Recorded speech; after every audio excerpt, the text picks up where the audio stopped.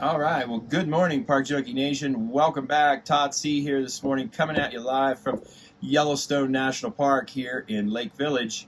Today, day 4 of evacuation here in Yellowstone. It is June 16th. It's about 8:30 in the morning. Let's chat about Yellowstone.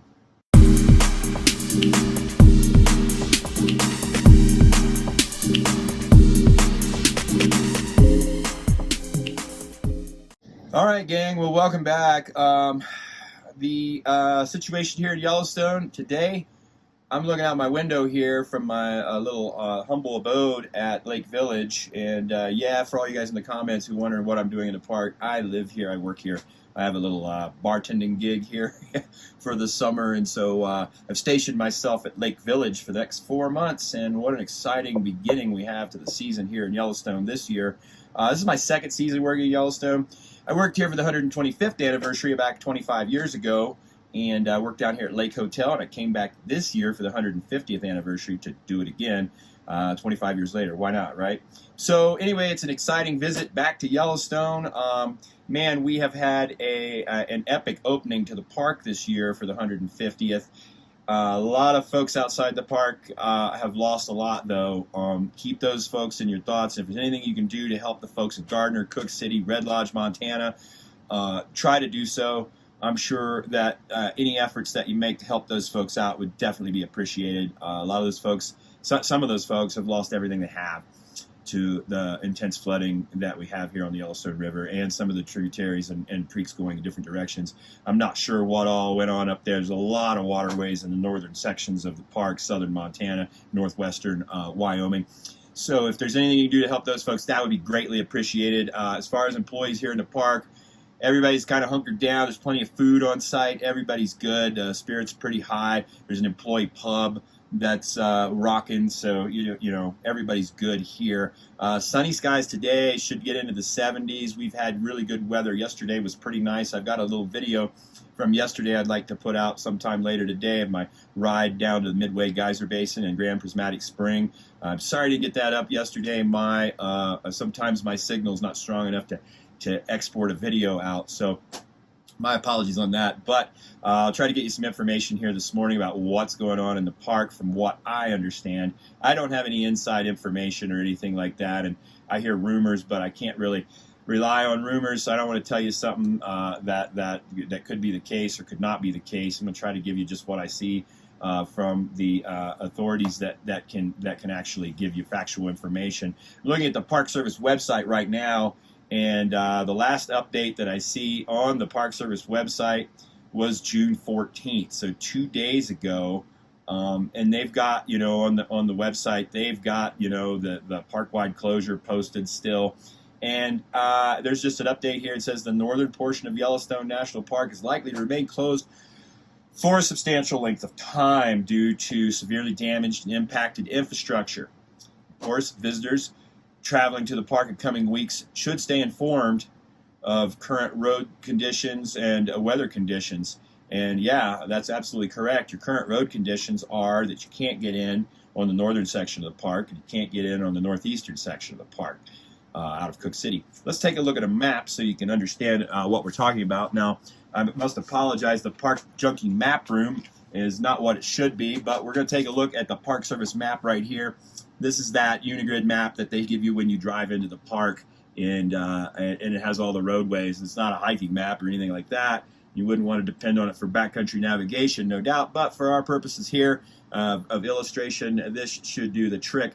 Gardner, right here in the northern section of the park, that is the hot spot for damage and the complications to the infrastructure here in the park.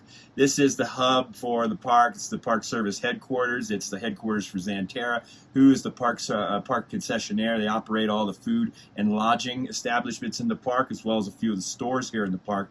There's also another company, Delaware North, and I assume they operate the general stores here, and I assume that their supply lines come through there, but I'm not certain on that. I would think also that gas comes in via that route to the service stations of the park, but I couldn't tell you that for sure either. But the point remains, this is the main hub, the main supply line to the park. all of that logistical support which comes in to feed and house the more than 5 million guests that Yellowstone receives. This all comes through Gardner. So with this is Highway 89 coming south from Livingston to Gardner, and then Gardner you cross into the park. With that supply line being cut off, I'm not sure how you get around that. It's a logistical nightmare for the folks who have to figure that out, and what a thankless job they have, no doubt. There's no way in here. There's multiple washouts on that road, so you can forget about that. That's where all of your videos that you see of the house being washed into the river, the bridges being washed out, the helicopter footage, that's all coming from right in here. Major damage to the road. It's out in several places, and I can pretty much tell you that's not going to be reopened this summer. If it is next summer, there's some major infrastructure that was damaged there. That's the only highway coming into the north. So we can forget about that for the summer for the most part. That's done. I do hear rumor that there's an old wagon trail here, and they might be able to get some stuff across on an old wagon trail. But I mean, come on, what are you really going to do with an old wagon trail? And that still doesn't mitigate the problem of numerous washouts up here. I don't know.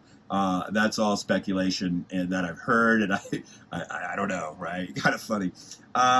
Over here, the northeast entrance of the park, this area suffered extensive damage too. Cook City, just outside the park, a cool little community. I was just there last week, rode over on my motorcycle, did a trip down to Cody and up over the Chief Joseph Highway, up to the Beartooth Highway.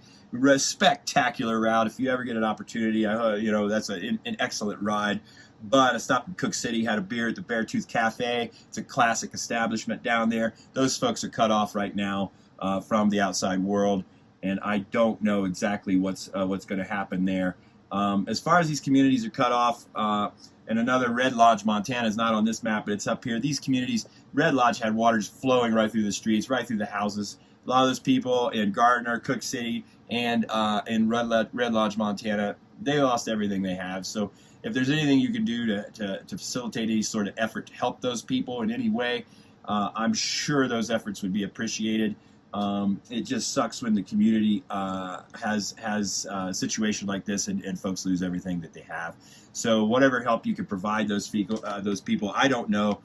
I don't know what agencies are out there to provide that. If you understand anything about that, and if you know something, put it in the comments and let people know how they can provide any sort of aid to those guys, because a lot of those people are suffering right now, and from what I understand, numerous people have lost their homes and all of their possessions. So keep those folks in your thoughts, and if you can help them, please do so. Looking at the map here as far as what roads are washed out, I understand the road here. Looking at the Park Service website, it's telling me that the north entrance to Gardner, of course, we know that's washed out. Tower Junction to the northeast entrance. Now, that's this section, the Tower Junction here at Tower Roosevelt. There's a little out of the way sort of Yellowstone destination. That's where your campfire sing-alongs are. That's where your wagon trains are and the cowboys. That's a cool spot of the park.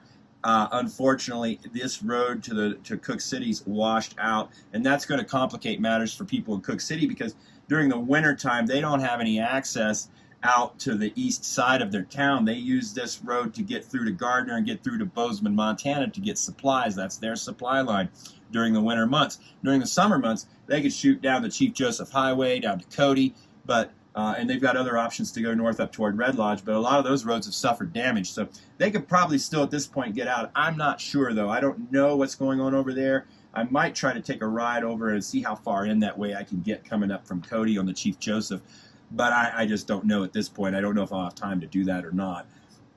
So this road the road is washed out near the Soda Butte picnic area, and Soda Butte, is this creek that runs along the road right here, and I think the road washed out somewhere right in here, and I can't really, sorry it doesn't really magnify so well for you, but right in here at the Soda Butte picnic area, I guess that road's washed out. Now this is Lamar Valley right here. This is where you'll come in and watch the wolves. There's a lot of bear sightings up there. Wildlife spectacular in this park, by the way. If you haven't been to Yellowstone, it's kind of like a zoo that you just drive through. I'm not even kidding. There's wildlife right off the side of the road all through the park. So keep that in mind for future vacations, destination ideas, because if the kids want to come and see bison and moose and and bear. Well, you can probably assure yourself, an elk, you know, whatnot. You're probably going to assure yourself that you're going to see at least some cool wildlife while you're driving your car. Not to mention when you get out in the backcountry, and that's when stuff gets sketchy. But it's really cool out there too. So that road damaged. Don't know how bad. Just says road segment of road washed out. Mudslides, down trees. Okay. Our next point here, Tower Junction. Excuse me, Tower Roosevelt to Canyon Junction. This is Dunraven Pass right here. This this has a mudslide on the road. Now that shouldn't be too bad to clear out. So we might be able to have access here again. There's a mudslide. Mudslide not the worst thing as long as it didn't damage the road, take out a section of the road. Then yeah, we're going to probably be able to reopen that, but who knows? I'm just speculating there. At Canyon Village, the Canyon Junction to Fishing Bridge down here, Lake Village, all this. We discussed that on the first video I put out on day 1, that an area called Sliding Meadows up here had indeed slid. I rode up this road yesterday all the way to the South Rim Drive of the Grand Canyon of the Yellowstone, Artist Point Drive. And I could get all the way up there, so I was able to visit the mud volcanoes, I was able to visit Lahardie Rapids and check out the scene along the river there. I had a great time, a great little stroll up there at the mud volcanoes, super cool. I met up with Arlen, the park ranger. Harlan has been here 50 seasons. It was cool to talk with him about changes here in Yellowstone, and he assured me that indeed change is constant in Yellowstone, and what we're seeing right now is just more of a change, and that's true. This park is an ancient super volcano right here, the caldera. Right there, that is the old caldera. 640,000 years since the last eruption. Now we know that Yellowstone, a super volcano, it's one of the largest volcanoes in the history of the Earth, and that we know of. This thing has erupted 3 major times, and those are all spaced apart about 600,000, 600, and 700,000 years. So we had one 600,000 years ago, we had 640,000 years ago, had one over 1 million years ago, we had one about 1.8 million years ago. And you can read more about those on the Park Junkie website on the Yellowstone page. It'll tell you about each of those. Parkjunkie.com, check that out. But yeah, this place is changing. We were able to get up here to the South Rim Drive, and I couldn't go out South Rim Drive to Artist Point. That road was cut off, and the road going up to Canyon Junction cut off right here. That's all. But this section of road was passable. Everything was fine along that. I don't think a lot of water really hit here out of the lake.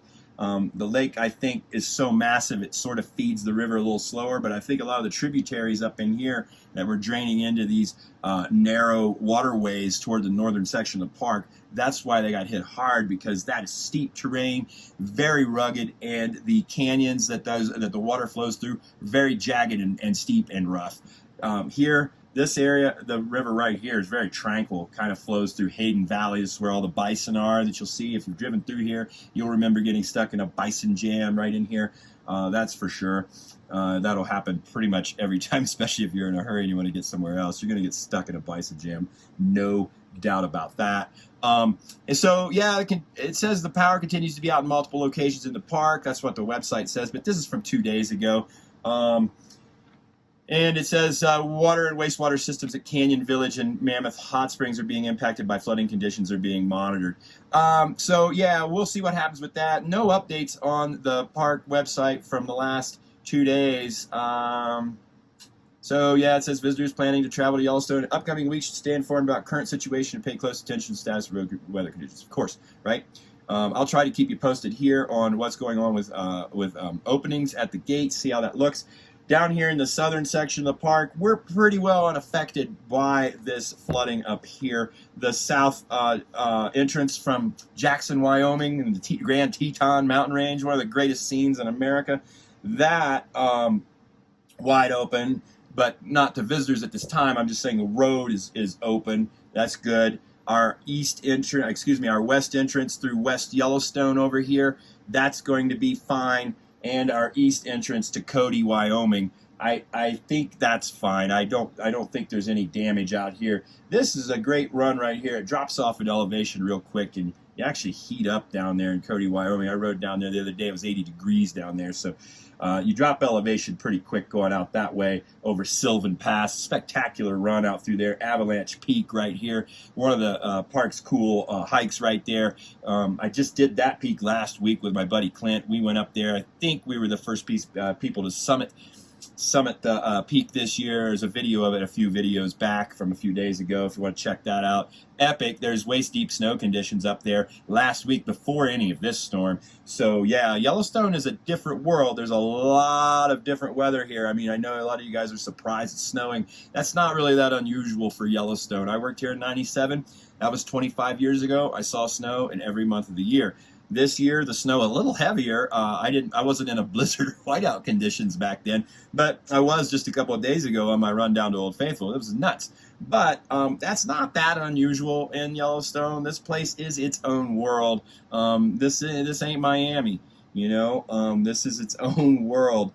And we're about as remote as you can get out here. This is, I just read a plaque up on Lake Butte Overlook the other day, which told me that this is as far removed from a population center as you can get by road in the lower 48. So yeah, we're out here, and that'll explain why it's going to be difficult to bring supplies into the park, and why reopening this park after a catastrophe such as this is going to be such a monumental challenge for the folks that have to put that all together.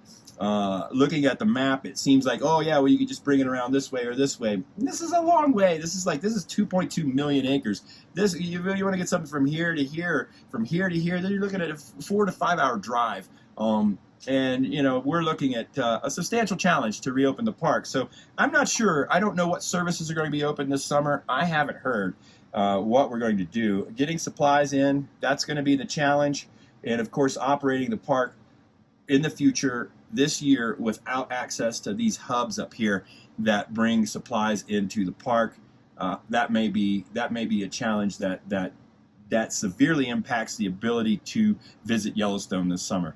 So hey, that's what I know at this time here from Yellowstone. I'll keep you posted as I learn more. I'm going to go out and try to see what's going on in the park today. Got a sunny day. It's super nice out there right now.